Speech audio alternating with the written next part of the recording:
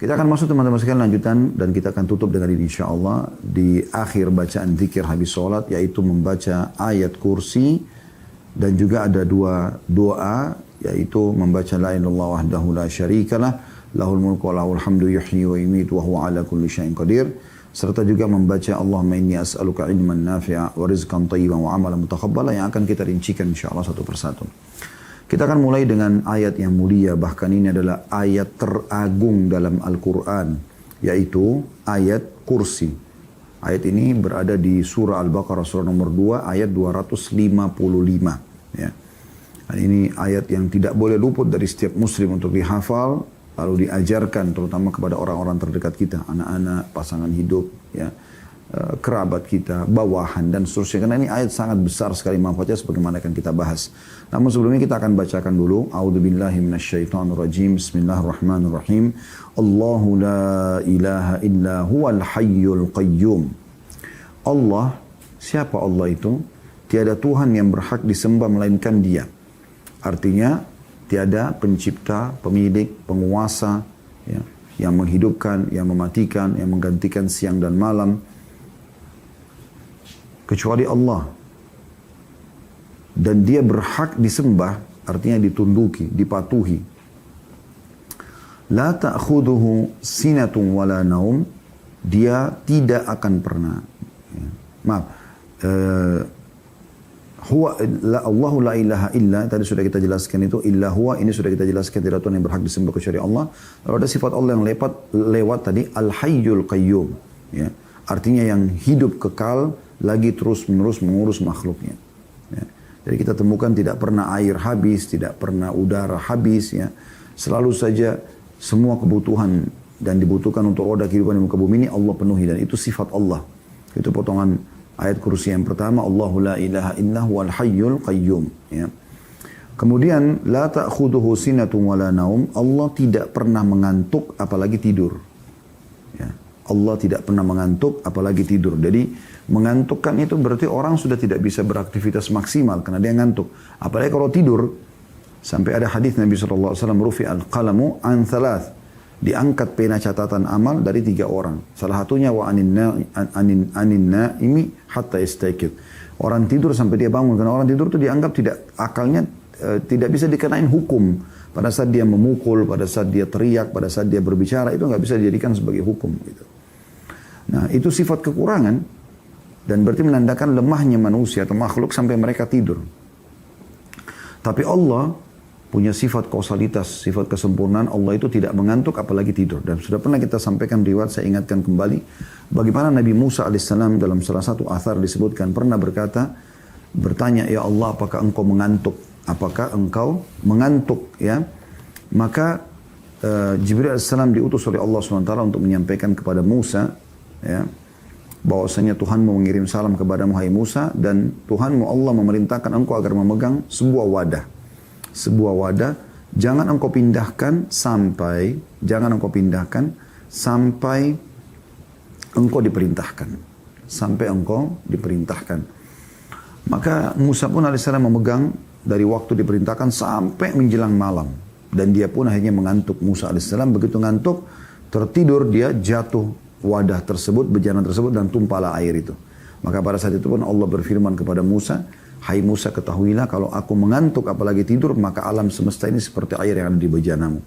Maka tidak akan mungkin bisa tertata rapi seperti ini, pergantian siang malam, ya, semua bulan, matahari dan planet-planet ini berputar ya di luasnya dan tidak pernah mendahului satu sama yang lain, ya, baik malam dengan siang dan juga perputaran bumi saja, ya, kalau dia keluar lebih cepat sedikit atau lebih lambat sedikit dari, ya, perputarannya sekarang, maka akan mengacaukan semua kehidupan, gitu kan?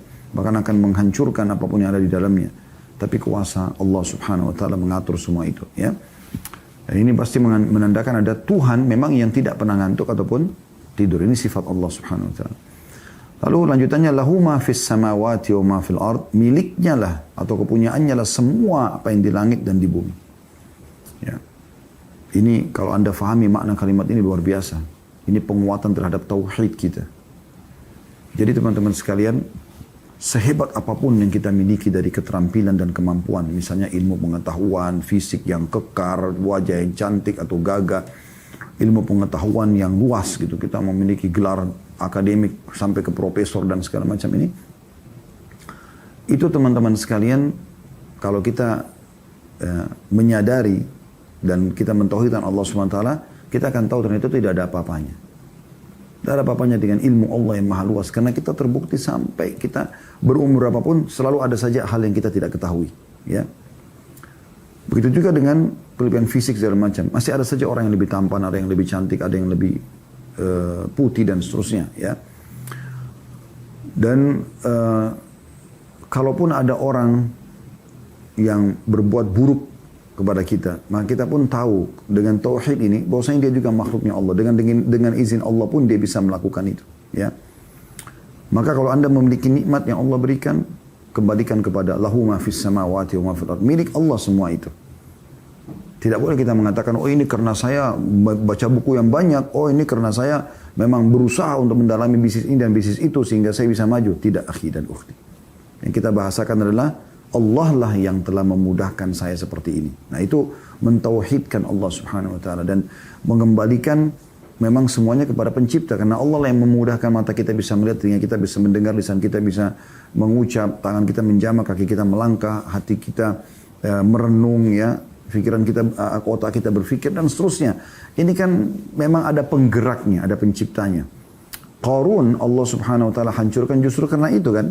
Justru karena permasalahan dia, ya, menganggap dia menjadi kaya justru karena kehebatan dia. Itu Allah sebutkan dalam Al-Quran. Dan itu tidak boleh sama sekali. Ya. Dan kalaupun ada orang yang ingin berbuat jahat, sehebat apapun makar yang mereka lakukan. Sekali lagi, sehebat apapun makar yang mereka lakukan, ya, dan berusaha untuk menipu Anda, melakukan kejahatan-kejahatan, tetap Allah Maha Kuasa. Tidak akan terjadi kecuali dengan izin Allah Subhanahu wa ta'ala. Tidak akan terjadi kecuali dengan izin Allah Subhanahu wa ta'ala. Dan Anda bisa minta perlindungan kepada Allah. Allah Maha Kuasa. Allah ala kulli syai'in qadir. Allah mampu mengerjakan apapun yang dia inginkan, kan gitu. Jadi tidak ada sesuatu yang mustahil. Ya, jangan Anda putus asa dari rahmat Allah Subhanahu wa ta'ala. Jadi mau dapat sesuatu yang baik, minta sama Allah. Karena dia pemilik langit dan bumi. Mau selamat dari semua keburukan juga minta kepada dia. Lalu potongan selanjutnya, man dzalladzi yashfa'u 'indahu illa bi'idnih. Tidak akan pernah ada yang bisa memberi syafaat di sisi Allah kecuali dengan izinnya. Maksudnya pertolongan, rekomendasi. Kan biasanya orang kalau mau selamat itu atau mau dapat satu kerjaan atau apa saja, dia kan cari rekomendasi, ya. Maka di sisi Allah SWT, terutama pada hari kiamat nanti, tidak ada yang bisa sama sekali kecuali yang Allah izinkan. Itu menandakan sifat, ya, kepemilikan yang mutlak dari sang pencipta Allah. Kemudian ya'lamu ma baina aydihim wa ma khalfahum, dan Allah mengetahui apa-apa yang ada di hadapan dan di belakang mereka. Ya. Wala yuhituna bi syai'in min 'ilmihi illa bima syaa', dan mereka tidak mengetahui apa-apa dari ilmu Allah melainkan apa yang dikehendakinya. Jadi kita sangat terbatas sekali pengetahuan kita, gitu ya. Wasi'a kursiyyuhus samawati wal ard. Ya. Kursi Allah meliputi langit dan bumi. Wala ya'uduhu hifdhuhuma wa huwal 'aliyyul 'azim. Dan Allah tidak merasa berat memelihara keduanya, dan Allah Maha tinggi lagi Maha besar. Allah Maha tinggi lagi Maha besar. Jadi ini terjemahan sekaligus sedikit tadabbur tentang ayat kursi. Baik teman-teman sekalian, kita coba fokus dulu kepada keutamaan daripada ayat kursi ini, ya, keutamaan daripada ayat kursi ini. Ayat kursi ini sebagaimana saya bahasakan tadi teman-teman di pembukaan adalah ayat yang paling agung. Artinya paling besar pahala kalau dibaca, kemudian paling besar manfaatnya, ya, paling Allah cintai. Itulah ayat kursi. Setelah mengangkat ayat kursi, dalam tafsir Ibnu Katsir, dalam tafsir Al-Quran Al-Azim, beliau mengatakan setelah mengangkat ayat kursi, ya, Al-Baqarah surah nomor 2 ayat 255, beliau mengatakan ayat kursi memiliki kedudukan yang sangat agung karena tersebutkan dalam sebuah hadis yang sahih dari Rasulullah sallallahu alaihi wasallam bahwa ia merupakan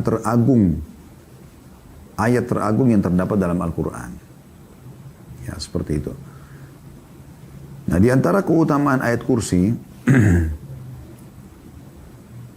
atau berhubungan dengan masalah ayat yang paling agung ini, ada sebuah riwayat bahwasanya pernah pertanyaan diajukan oleh Rasulullah SAW kepada Ubay bin Ka'ab, ya, sahabat Nabi radhiyallahu anhu. Kata Nabi SAW, ayat mana yang paling agung dalam kitabullah? Maka Ubay menjawab, ayat kursi. Maka beliau SAW menepuk dada Ubay, kemudian mengatakan, wahai Abu Munzir, sesungguhnya engkau berbahagia dengan ilmu yang telah engkau miliki. Hadis ini riwayat Muslim. Ya. Artinya dengan mengetahui saja, Ubay radhiyallahu anhu mengetahui bahwasanya ayat kursi adalah ayat teragung, sudah cukup Nabi SAW memujinya dan mengatakan, ya, sesungguhnya engkau berbahagia. Artinya makna hidup akan berbahagia, dunia dan akhirat dengan ilmu yang kau miliki. Artinya dengan kau fahami saja ayat kursi ini, itu udah luar biasa. Karena mengandung sifat-sifat, ya, kemahakuasaan Allah Subhanahu wa taala, tauhid. Dan yang membuat dia agung, sebagaimana sebagian ulama mengatakan, salah satunya adalah karena ada dua sifat Allah. Al-Hayyu, Al-Qayyum. Zat yang maha hidup dan yang maha terus-menerus mengurus makhluknya. Ada juga sebuah hadis, ya, yang dihasankan oleh sebagian ulama tentang lafaz istighfar. Yang kata Nabi SAW, siapa yang membaca astaghfirullahal azim alladzi la ilaha illa huwal hayyul qayyum, ada al-hayyul qayyum, wa atubu ilai, akan diampuni dosanya walaupun sebanyak buih di lautan. Ya, ini kan ada sifat al-hayyu al-qayyum. Nah, ini kurang lebih keutamaan, ya, dari ayat kursi, yaitu ayat yang paling agung. Selanjutnya teman-teman, itu kalau yang pertama. Yang kedua, dia adalah melebihi langit dan bumi, ya, maksudnya kadarnya. Kalau Anda lihat bumi, langit dan bumi ini besar sekali dan segala macam fasilitas, ayat kursi satu ini sudah cukup untuk menyaingi semua itu. Sesuai dengan hadis Nabi SAW. Hadis ini riwayat Tirmidzi, ya. Kata beliau, tidaklah Allah menciptakan langit dan bumi melebihi agungnya ayat kursi. Tidaklah Allah menciptakan langit dan bumi melebihi agungnya ayat kursi. Karena dalam ayat kursi terdapat, ya, atau ayat tersebut mencakup nama dan sifat Allah. Sufyan ats-Tsauri berkata menanggapi hadis ini, sebab ayat kursi merupakan salah satu kalamullah, sedangkan kalamullah itu lebih agung daripada ciptaan Allah yang berupa langit dan bumi. Ini salah satu makna yang bisa difahami kenapa dikatakan ayat kursi lebih agung daripada langit dan bumi.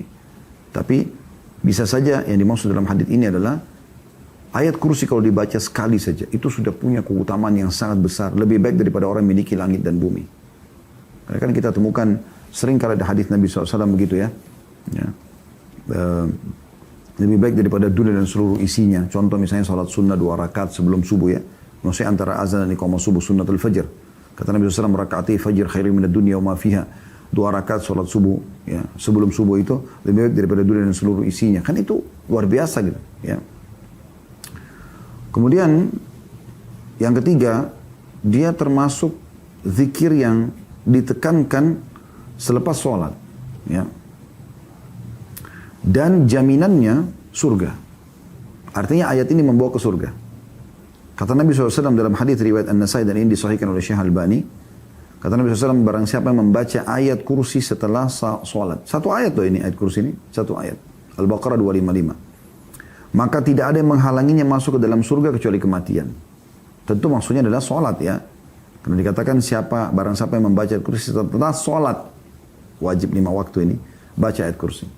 Jadi sholat dulu kemudian baca ayat kursi, ya. Maka tidak ada yang menghalangi dia masuk dalam surga kecuali kematian, ya. Jadi ini satu hal yang luar biasa gitu.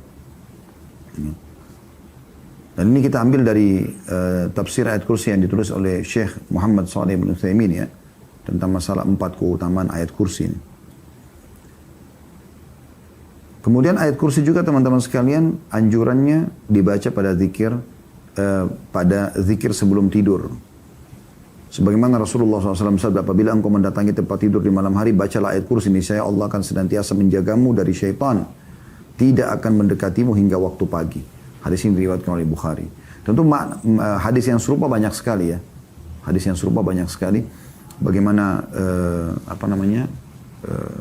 Abu Hurairah diajarkan oleh seorang sosok syaitan yang mencoba mencuri dari Baitul Mal ayat kursi yang dia janjikan bahwasanya itu akan menyelamatkan dari gangguan syaitan, dan Nabi SAW membenarkan statement itu tapi mengatakan yang mencuri itu adalah syaitan.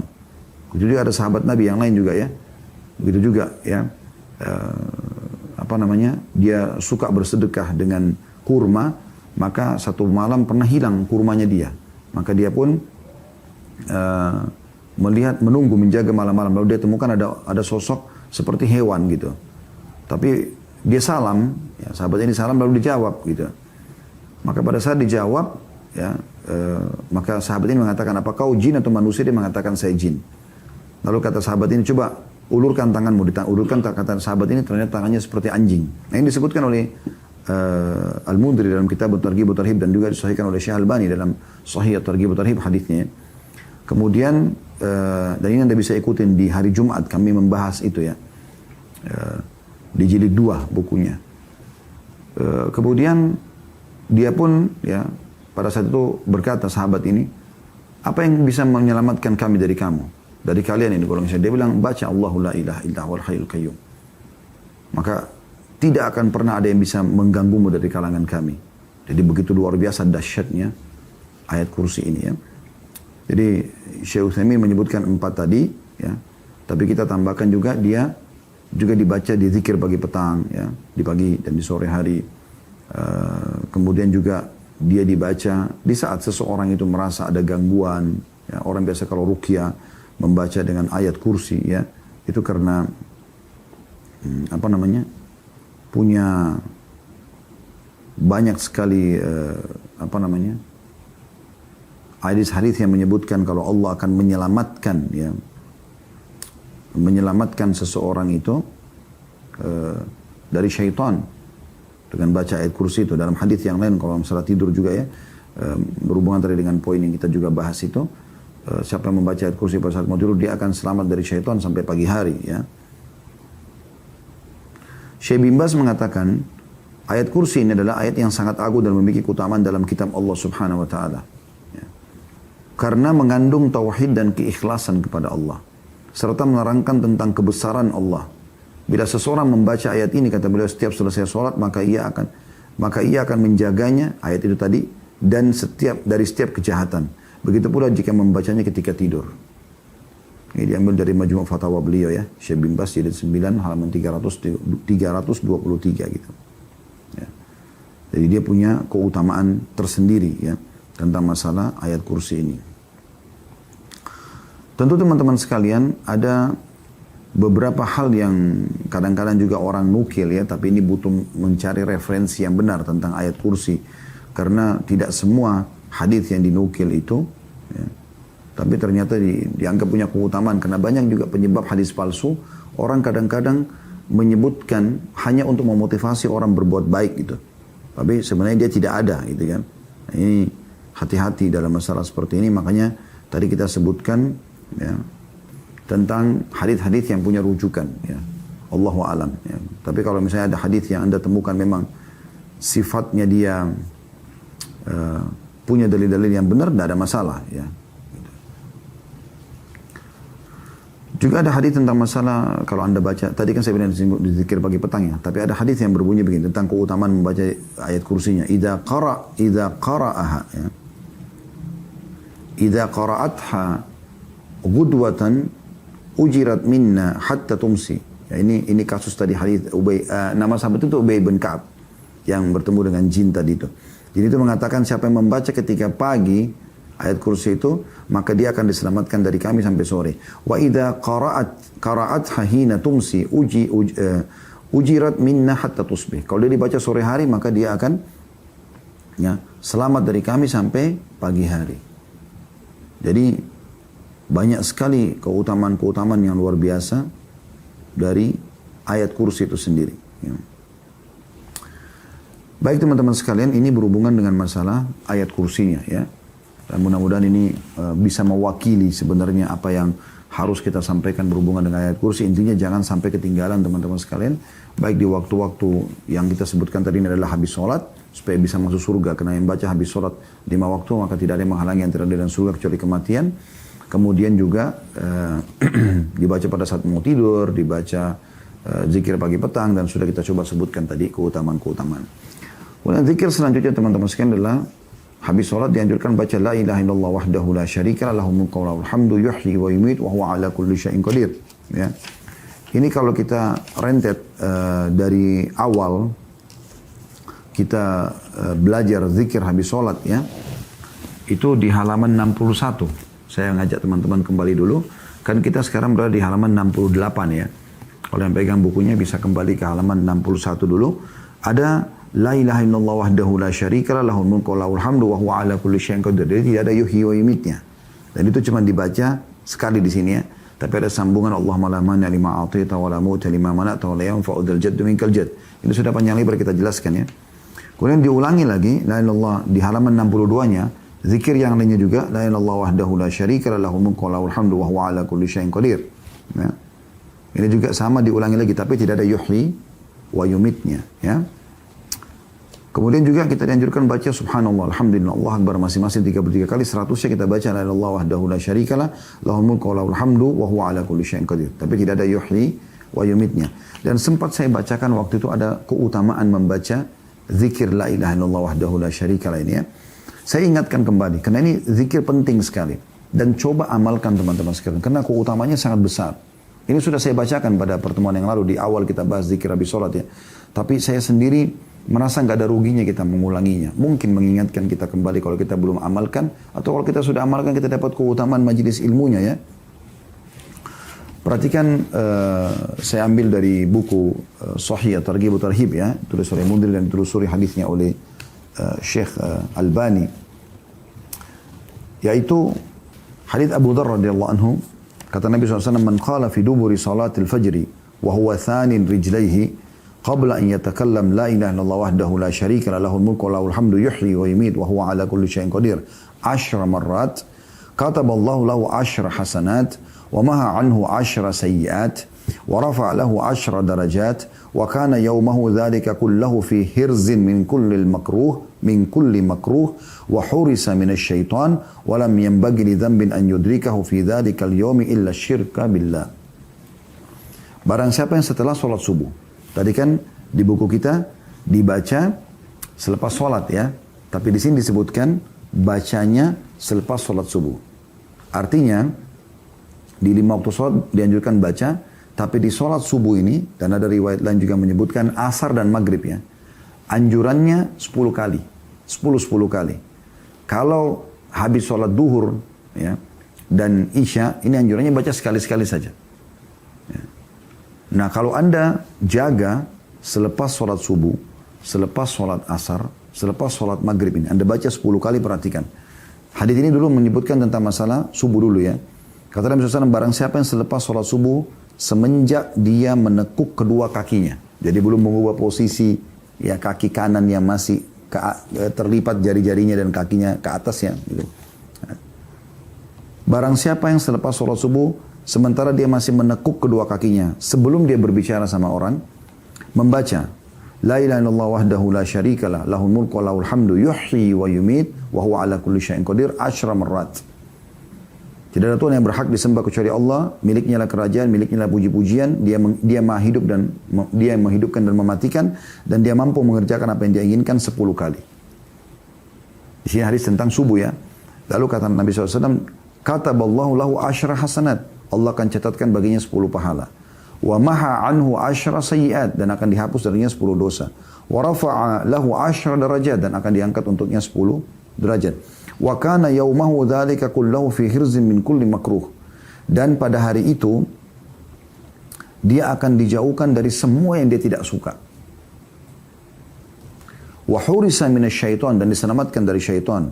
Wa lam yanbaghi li dzambin an yudrikahu fi dzalikal yaumi illa syirka billah. Dan tidak akan ada dosa yang bisa membinasakan dia, menyusahkan hidupnya, menyedihkan dia kecuali syirik kepada Allah. 10 kali. Anda dapat keutamaan pertama, dicatat 10 pahala. Keutamaan kedua, dihapus 10 dosa. Keutamaan ketiga, diangkat 10 derajat.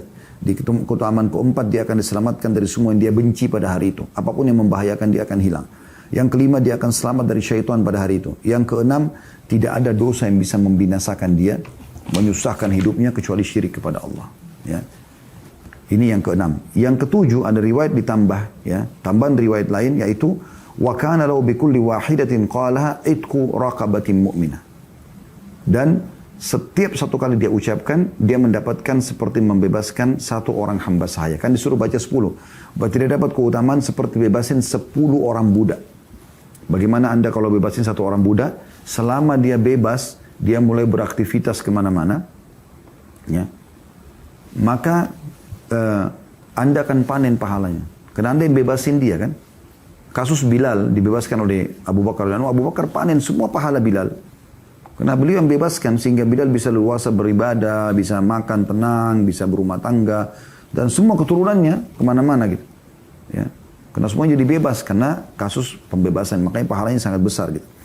Nah kita kalau baca ini teman-teman, la ilaha illallah wahdahu la syarika lah, lahul mulku wa lahul hamdu yuhyi wa yumiit wa huwa ala kulli syai'in qadir.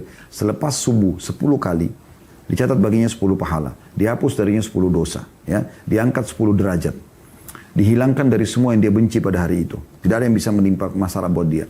Kemudian diselamatkan dari syaitan. Itu sudah 5. Yang keenam, dia tidak akan pernah binasa, ya, dari dosa apapun kecuali syirik.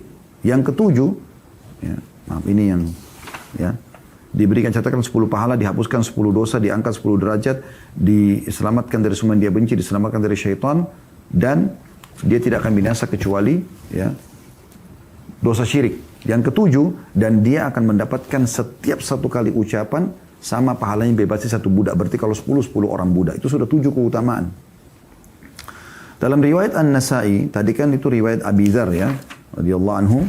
Sekarang kalau dalam riwayat Mu'adz bin Jabal radhiyallahu anhu berbunyi, "Wa man qalahunna hina yansarifu min salatil 'asri u'tiya mithla dzalika fi lailatihi." Dan barang siapa yang mengucapkannya ketika selesai sholat asar, maka dia diberi seperti itu pada malamnya. Barang siapa yang mengucapkannya ketika selesai sholat asar, maka dia diberi seperti itu pada malamnya. Jadi kan subuh kan? Saya sudah bilang tadi, di asar juga. Jadi siapa yang baca ini? La ilaha illallah wahdahu la syarika lah, lahul mulku wa lahul hamdu yuhyi wa yumiit wa huwa ala kulli syai'in qadir. Tapi ingat, sebelum mengubah posisi duduk kaki ya, 10 kali subuh, 10 kali asar di sini, ya. Maka sama, diberikan 7 keutamaan tadi.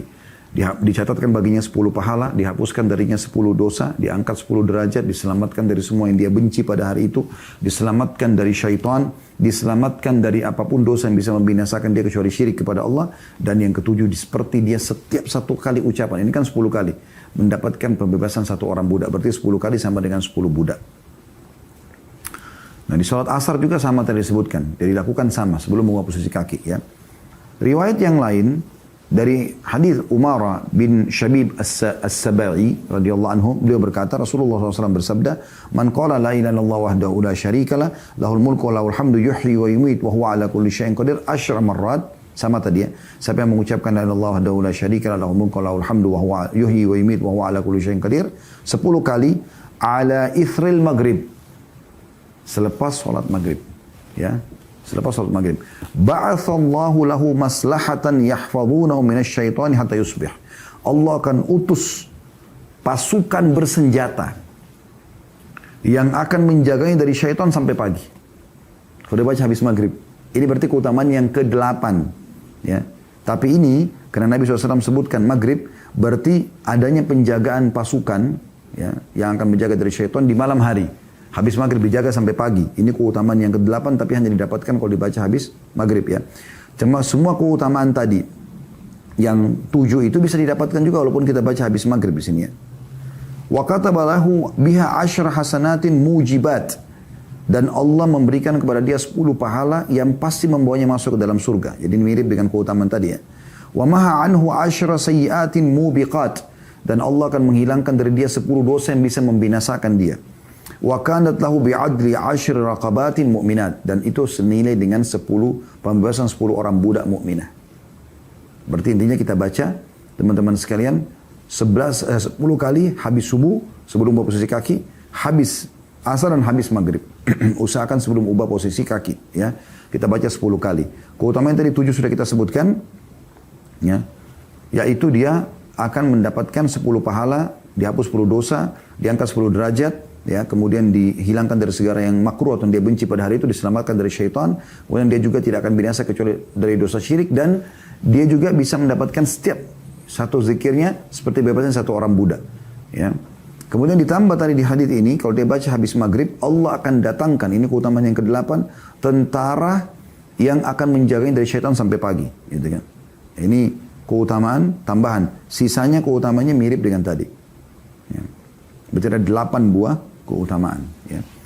Ada hadis yang mulia, saya harap kita bisa Allah mudahkan, Allah berikan taufik untuk mengamalkan teman-teman sekalian. Hadis ini luar biasa gitu.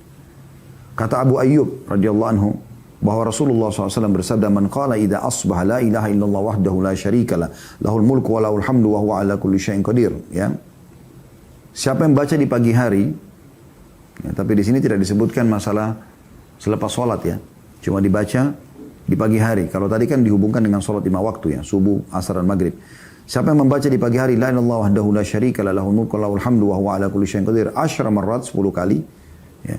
Kataballahu lahu bihinna 10 hasanat, Allah akan catatkan baginya 10 pahala. Wa maha bihinna 10 sayyi'at, dan Allah akan hapus 10 dosa. Wa rafa'a lahu bihinna 10 derajat, dan Allah akan angkat 10 derajat. Wa kunna lahu idla itaqati arba'ir riqab, dan dia setara dengan bebasin 4 orang budak. Wa kunna lahu harasan min hatta yumsi, dan akan menjadi tameng, penolong bagi dia dari syaitan sampai sore hari. Wa man qalahunna idza shalla al-maghriba dubura salati famithlu dzalika hatta yusbih, dan siapa yang mengucapkannya selepas salat maghrib, maka dia akan dapatkan keutamaan yang sama gitu ya. Dalam riwayat lain, wa kunna lahu idla 10 riqab, dan itu akan setara dengan 10 membebaskan 10 orang budak ya. Kemudian dalam hadis yang lain, ya, kata Nabi SAW, man qala, ini hadis Mu'adz bin Jabal radhiyallahu anhu, kata Nabi SAW, man qala hina yansarifa min salatil ghadat, siapa yang mengucapkan selepas salat subuh, la ilaha illallah wahdahu la syarika lah, lahul mulku wa lahul hamdu biyadihil khair wa huwa ala kulli syai'in qadir 10 marrat. Jadi perhatikan beda lafadznya ya. Siapa yang mengucapkan selepas salat subuh, la ilaha illallah wahdahu la syarika lah, lahul mulku wa lahul hamd, sampai sini berhenti dulu. Tadi kan yuhyi wa yumit, kalau ini tidak ada yuhyi wa yumitnya. Langsung biyadihil khair. Di tempat yuhyi wa yumiit diganti biyadihil khair wa huwa ala kulli syai'in qadir.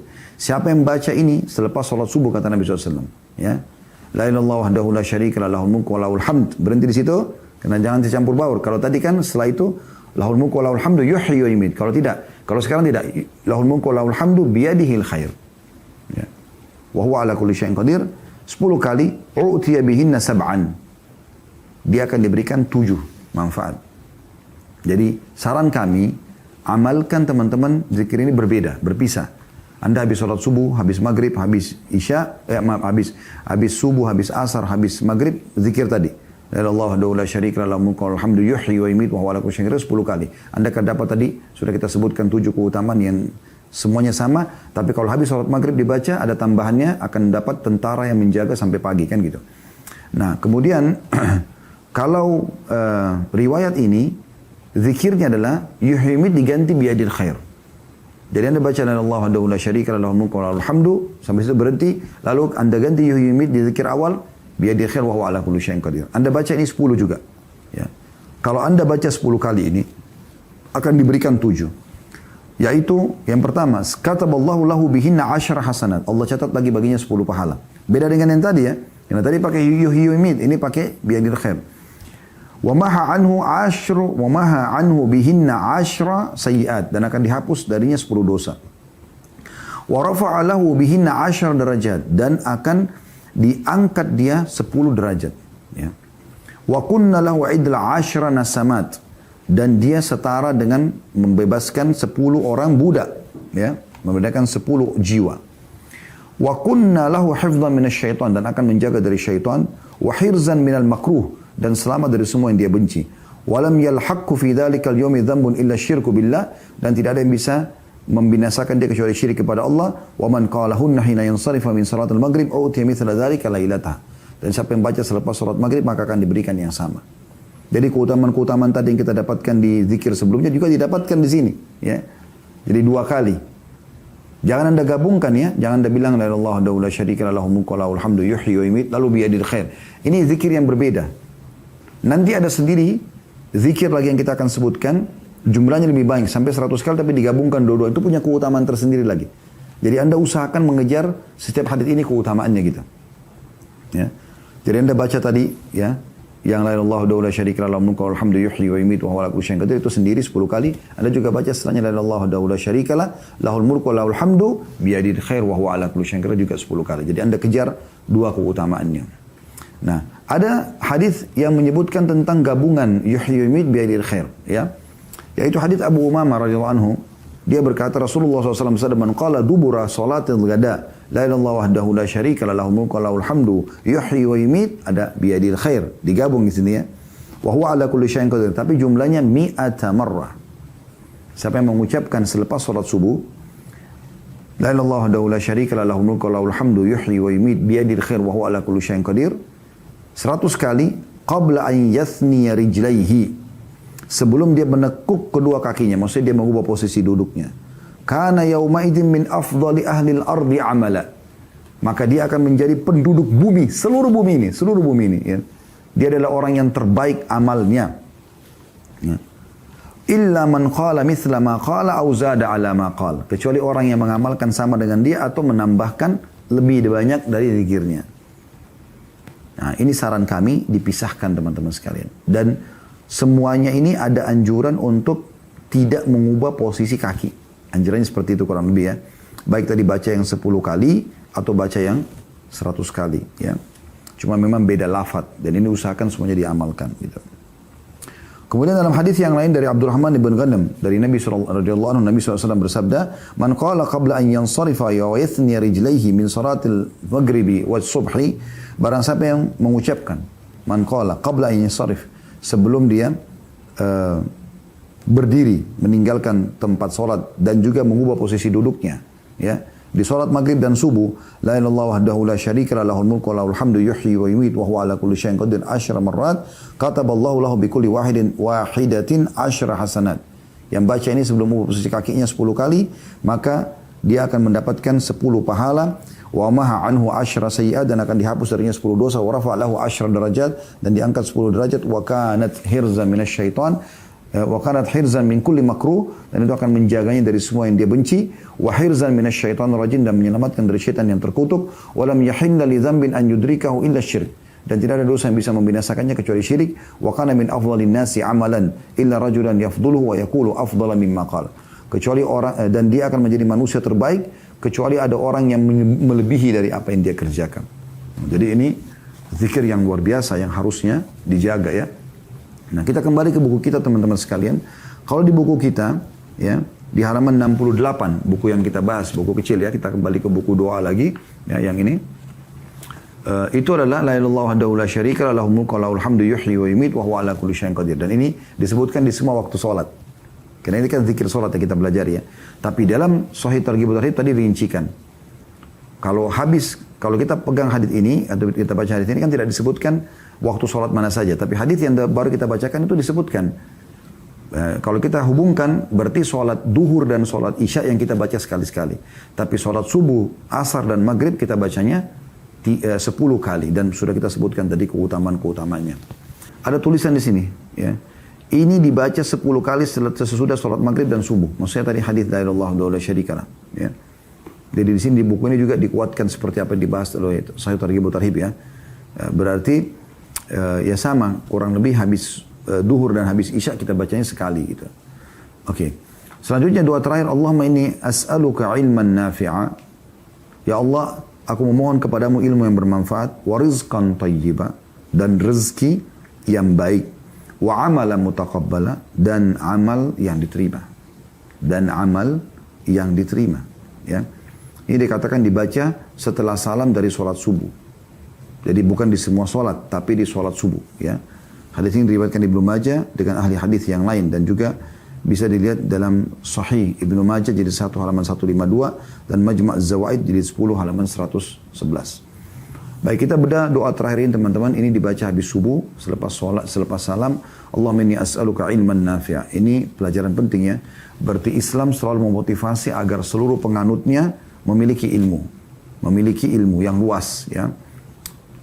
Ya, dan ilmu yang benar sesuai dengan Al-Quran dan Sunnah. Dan ini ada motivasi khusus. Bagaimana di awal kita mau memulai aktivitas kita di pagi hari, kita dianjurkan minta ilmu yang bermanfaat. Ilmu yang bermanfaat ya. Kemudian warizqan thayyiba. Wa rizqan thayyiba artinya rezeki yang baik. Rezeki yang baik. Ya. Di sini maksudnya rezeki yang baik adalah rezeki yang halal dan membawa manfaat. Anda bisa lihat di situ terjemahannya ya. Rezeki yang baik dalam kurung halal dan membawa manfaat. Karena bisa saja orang cari dari sumber yang haram, lalu dia makan, ini jadi masalah buat dia. Ya. Karena makanan dan minuman haram atau sesuatu dari haram ini, itu efeknya sangat besar sekali.